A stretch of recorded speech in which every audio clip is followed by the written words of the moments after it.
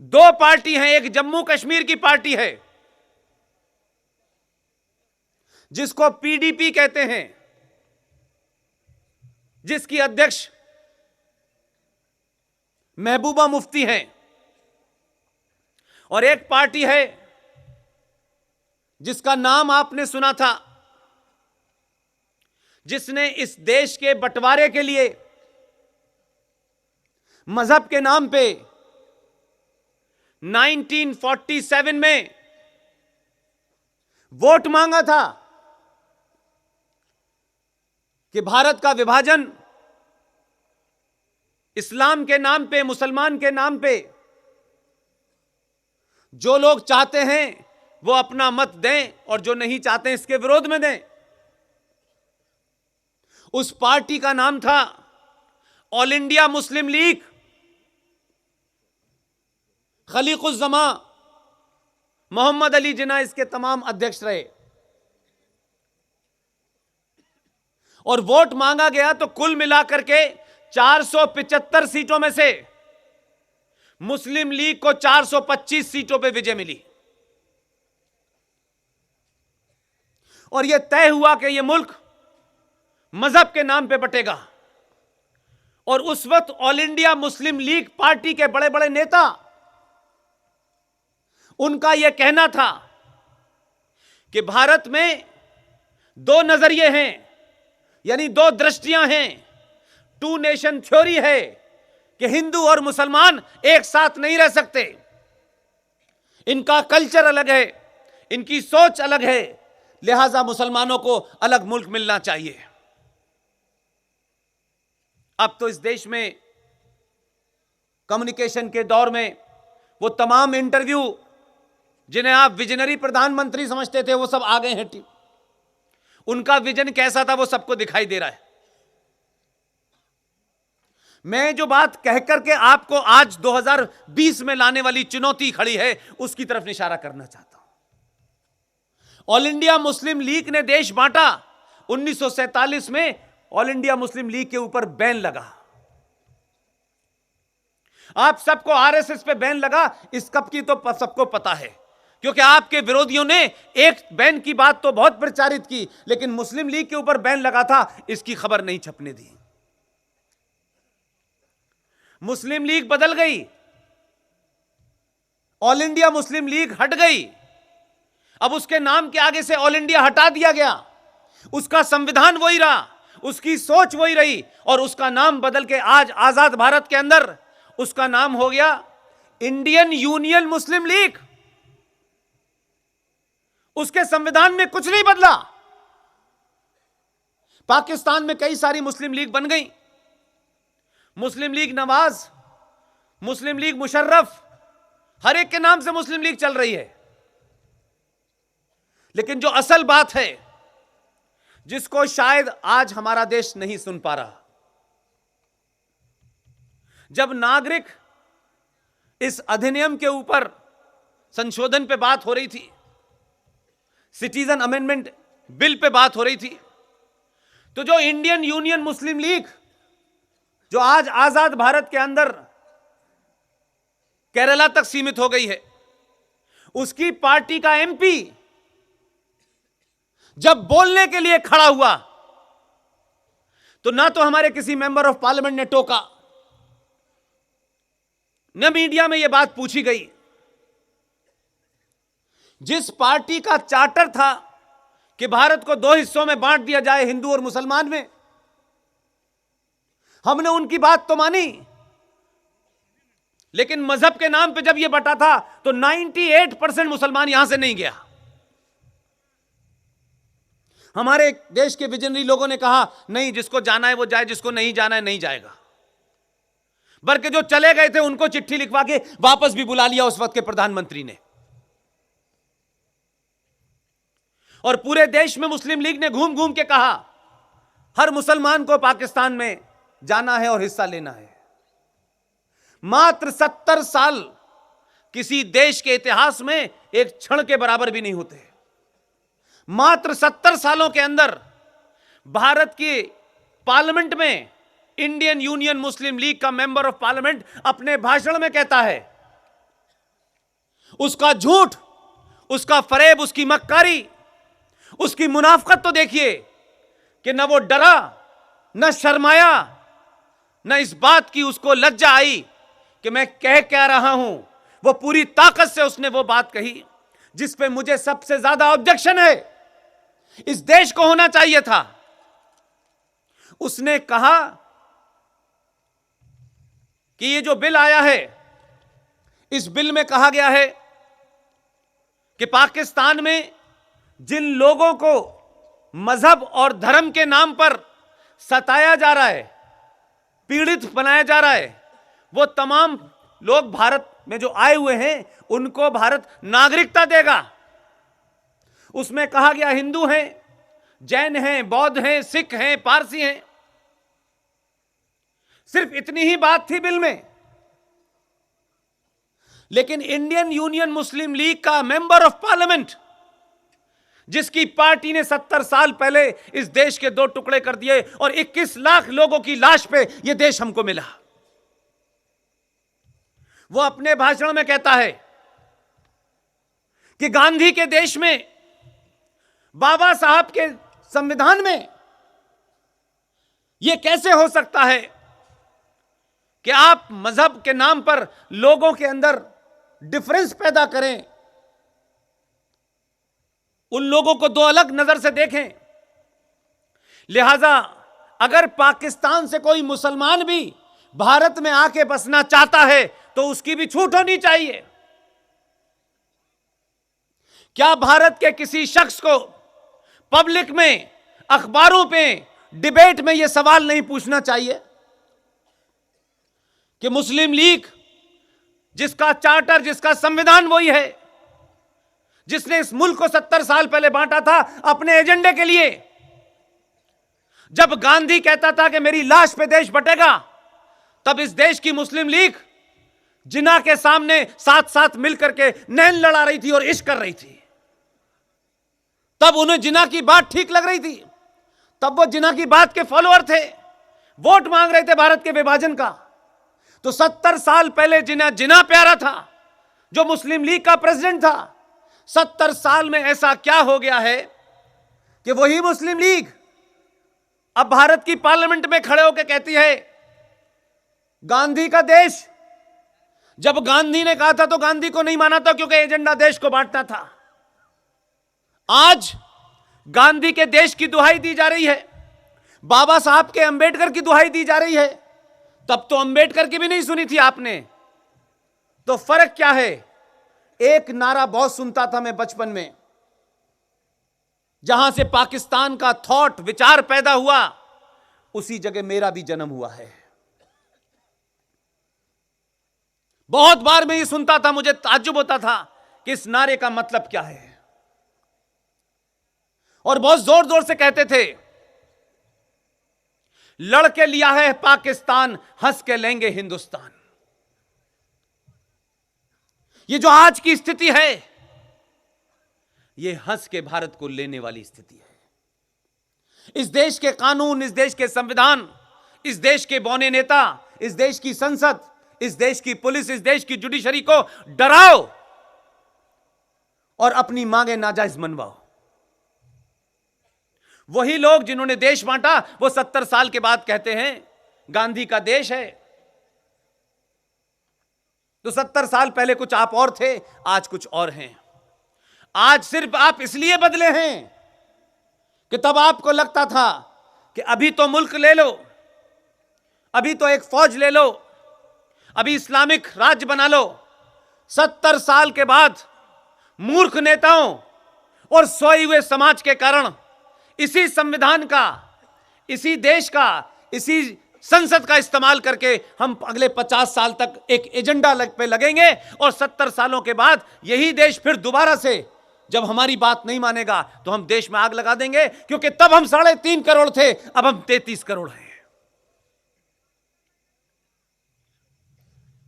इसी तरीके से पीडीपी नाम की जो पार्टी है, उसके मेंबर ऑफ पार्लियामेंट ने संसद में खड़े होकर के जो कुछ बोला, वो तो उनसे भी ज्यादा खतरनाक था।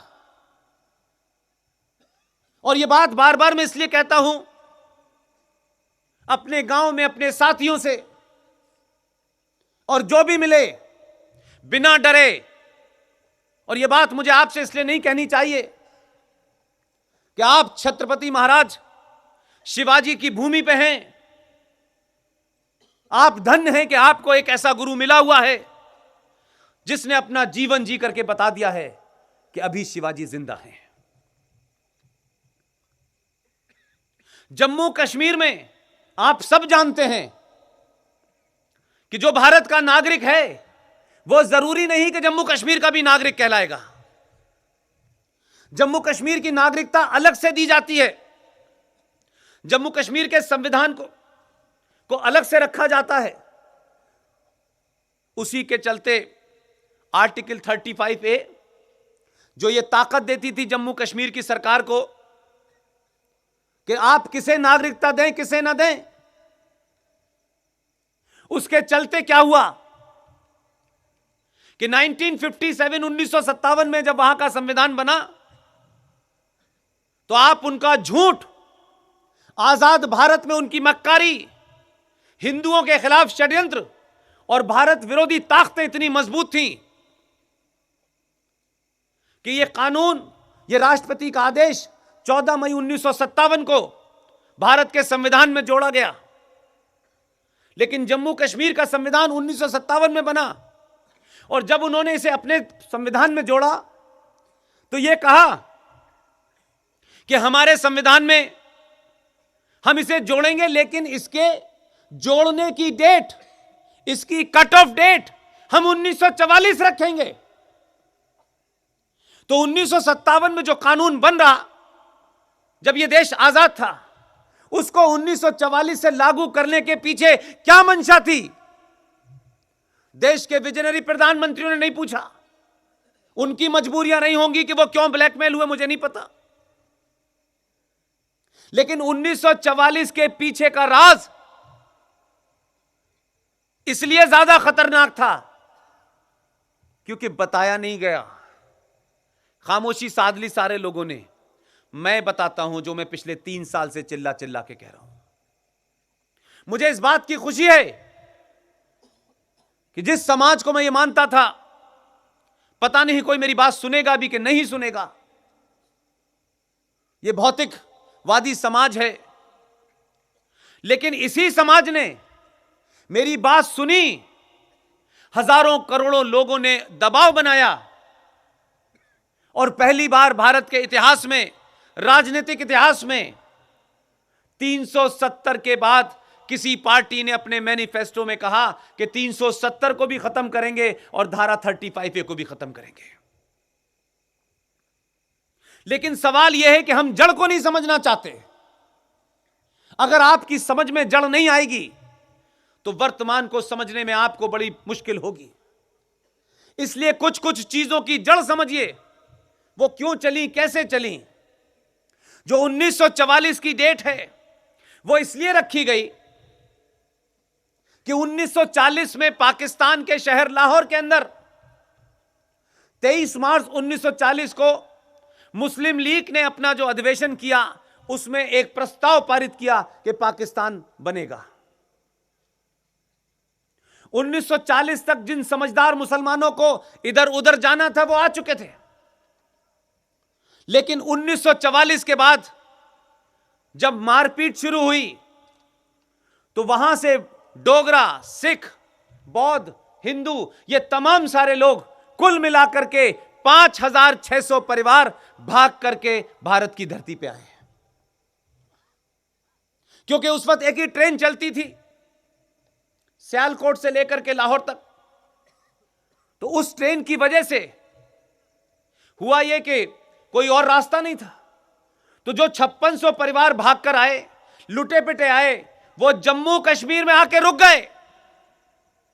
और उन 5600 परिवारों में एक भी मुसलमान नहीं था, सारे नॉन मुस्लिम थे और उसी जम्मू में रहे। तो आपने नागरिकता देने की डेट 1944 इसलिए रखी कि वो जो 5600 परिवार थे उन्हें जम्मू कश्मीर की नागरिकता से वंचित कर दिया जाए। यह सवाल नहीं पूछा। वैसे हमारे यहां हर छोटी छोटी बात पर डिबेट होती है।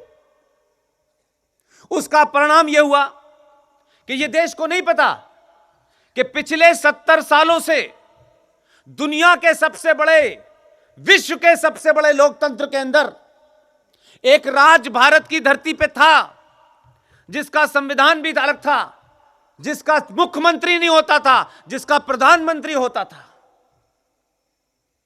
उस राज्य ने, उन ताकतों ने भारत की संसद में इस सवाल को उठने नहीं दिया और नेताओं ने इस देश को जागृत नहीं किया।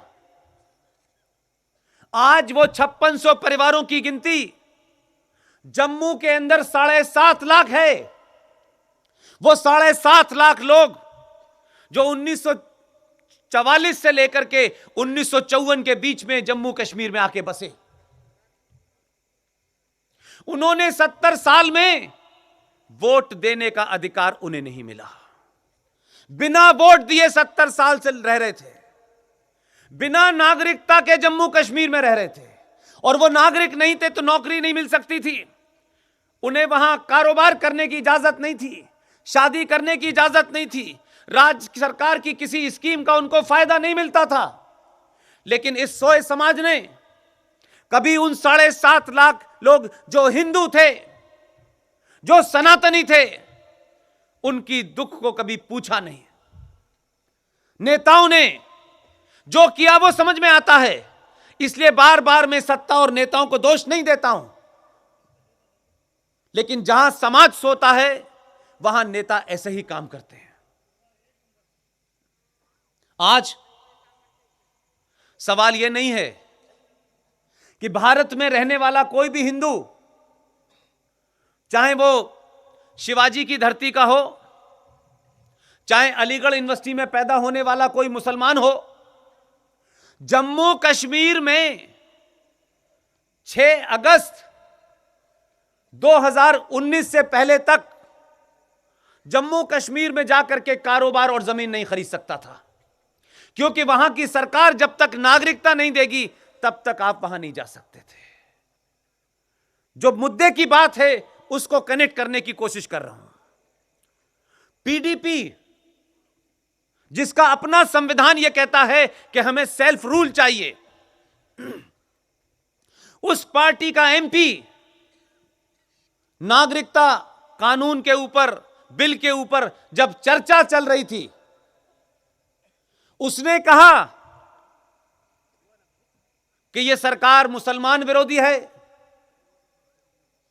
हिंदुओं को, सिखों को, बौद्धों को, पारसियों को, ईसाइयों को तो पाकिस्तान से आने दे रही है, लेकिन मुसलमानों को क्यों नहीं दे रही।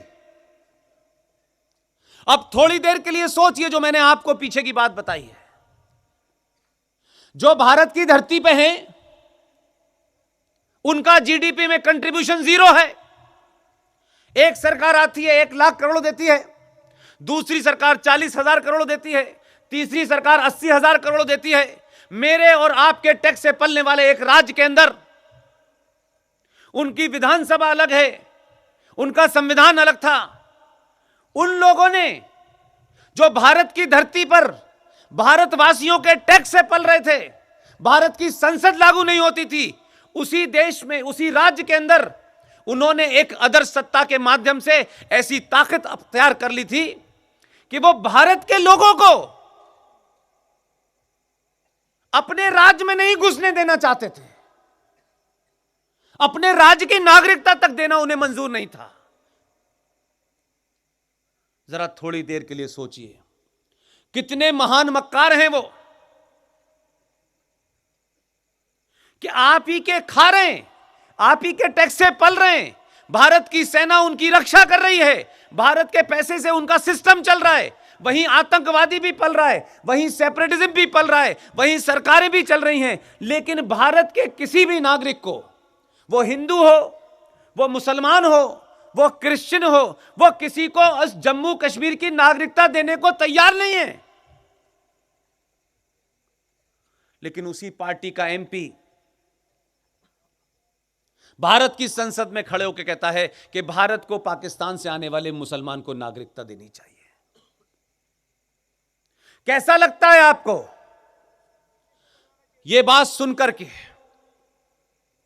कि कमाल कमाल के लोग हैं जो इसी देश में हैं, वो तो अपने देशवासी को नागरिकता देने के लिए तैयार नहीं है, लेकिन भारत से उम्मीद करते हैं कि जो 70 साल पहले जिन जिहादियों ने, जिस इस्लामिक आतंकवादियों ने इस देश को तोड़ करके एक देश बना लिया था, अब उन आतंकवादियों को भारत में नागरिकता दे दी जाए। यह सिर्फ इसलिए हो रहा है कि आप 70 सालों से बोले नहीं। और यह सड़कों पे जो आगजनी हो रही है, यह इसलिए हो रही है कि हम तमाम सारे लोग, गुरुजी ने भी कुछ कहा मुझसे, और बहुत सारे लोगों को मैं ये कहते सुनता हूं, गुरुजी का जो काम है वो कर रहे हैं, और यही वजह है कि लाखों लोग इन पहाड़ियों के बीच में बैठे हैं रात में। लेकिन बहुत सारे लोग दिल्ली से लेकर के पटना और पटना से लेकर लखनऊ बहुत जोर जोर से सुनता हूं, भारत माता की जय, भारत माता की जय। भारत माता की जय कहने से भारत मजबूत नहीं होगा। भारत मां की धरती पे जो गद्दार बैठे हैं उन्हें खत्म करने से होगा। लिहाजा तकलीफ इस बात की नहीं है कि धारा 370 और 35 पे हट गई है। दर्द कुछ और है। जो लोग इस देश को एक सनातनी राष्ट्र, एक हिंदू राष्ट्र बनाना चाहते हैं, मैं देश भर में मेरी बात जो लोग भी सुन रहे हैं, मैं बार बार उनसे कहता हूं, अपने सीने पे हाथ रखो। जो सबसे पवित्र जगह तुम्हारे जीवन की हो, वहां खड़े हो 5 मिनट के लिए और रख के हाथ ये पूछो कि तुम हिंदू राष्ट्र बनाना चाहते हो, लेकिन तुम हिंदू हो कि नहीं? और अगर हिंदू हो तो ये राष्ट्र हिंदू बन चुका, और अगर हिंदू नहीं हो तो हिंदू राष्ट्र नहीं है ये। क्योंकि आप ना तो पढ़ते हैं, न पढ़ के उन बातों को आगे पहुंचाते हैं। लिहाजा जिस हिंदू राष्ट्र की हम कल्पना करते हैं, जिस हिंदू राष्ट्र को हम बनाना चाहते हैं, उसमें आपने सिर्फ पहली बार 1000 साल के बाद, 1000 साल के बाद आपको बहुत थोड़ा सा बोध हुआ है। सोचें कि आपने इस देश में कभी इस देश को बचाने के लिए, हिंदू राष्ट्र के लिए, सनातन संस्कृति को स्थापित करने के लिए, सनातन को स्थापित करने के लिए क्या कभी वोट दिया था? आपने तो वोट, इस देश में प्याज के दाम महंगे हो जाते हैं तो प्याज पे सरकार को गिरा दिया। पहली बार आपको परिस्थितियों ने उस जगह पहुंचा दिया, हालात आपके सामने ऐसे हो गए कि जितने भी एक्सपेरिमेंट आपने 70 सालों में किए, समाजवाद के नाम पे, वामपंथ के नाम पे, मिलीजुली सरकार के नाम पे, जितना भी हो सकता था, ऊंचा नीचा, अगड़े पिछड़े, हिंदी तमिल, तमाम चीजें इस्तेमाल हो गईं। लेकिन 2014 में आपके सामने कोई रास्ता नहीं बचा।